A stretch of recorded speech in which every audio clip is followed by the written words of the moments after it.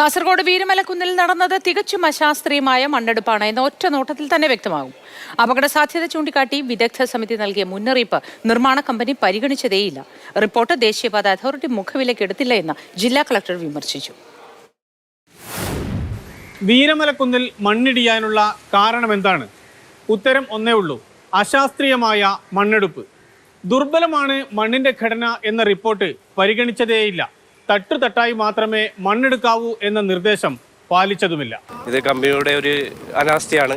ഇനി ശക്തിയായിട്ട് പ്രതിഷേധിക്കാൻ വേണ്ടി നാളെ ഒരു ധർണ നമ്മളിവിടെ സംഘടിപ്പിക്കുന്നുണ്ട്. മണ്ണ് കൊള്ള നടക്കുന്നു എന്ന് നാട്ടുകാർ ഉറപ്പിച്ചു പറയുന്നു. ഭീമമായ മണ്ണു നിക്ഷേപം കണ്ടാണ് നിർമ്മാണം ഇതുവഴിയാക്കിയത് എന്ന് സംശയിക്കുന്നവരുമുണ്ട്. ഇപ്പം തന്നെ പാർശ്വഭിത്തി പകുതിയിലധികം തള്ളി മറിഞ്ഞു വീണ അവസ്ഥയിലാണ് ഉള്ളത്. അതുകൊണ്ട് നല്ല രീതിയിൽ പാർശ്വഭിത്തി പണിയുക, അല്ലെങ്കിൽ അലൈൻമെൻറ്റ് മാറ്റിയിട്ട് ജനങ്ങളെ അതേപോലെ തന്നെ യാത്രക്കാരെയും സുരക്ഷ ഉറപ്പാക്കണമെന്ന്. മണ്ണിടിച്ചിൽ തടയാൻ നിർമ്മിച്ച സംരക്ഷണ ഭിത്തി ബലമുള്ളതായിരുന്നില്ല. മാത്രവുമല്ല, അതിൻ്റെ ഉയരവും കുറവായിരുന്നു. ഇതിൽ ആക്ഷൻ എടുക്കേണ്ടത് ഫുള്ള് NHA ആണ്. NHA ആണ് ഇതിൻ്റെ ഫുള്ള് ഡിസൈനും കാര്യങ്ങളും പ്രിക്കോഷൻസ് എല്ലാം എടുക്കേണ്ടത് NHA ആണ്.